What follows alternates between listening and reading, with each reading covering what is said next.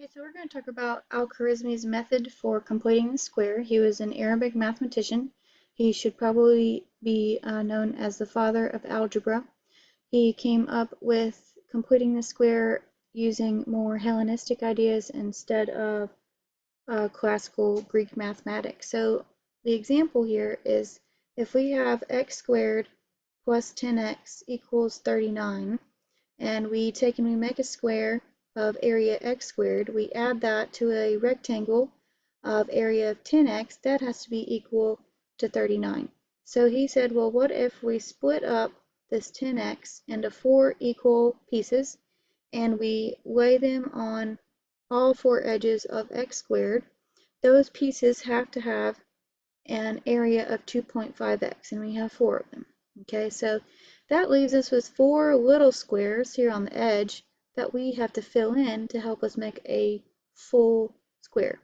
So when we look at these edges, we realize that each edge is going to be 2.5. So the little squares we have are 2.5 by 2.5, which is a 6.25 would be that area, and there's 4 of those. If I multiply that by 4, I end up with 25. So if I add 25 to 39, I get 64. That tells me that the area of this square has to be 64. I know to have a square with area of 64, it's going to have a side length of 8. Well, this is missing. So I have to subtract 5 out from 8, and that gives me x is equal to 3. Which we know from today that this is going to be only one of the solutions. However, they didn't really like negative solutions, so they kind of didn't even worry about it. Today, we would actually take, instead of splitting the 10x into 4 different squares, we'd split it up into 2 different squares.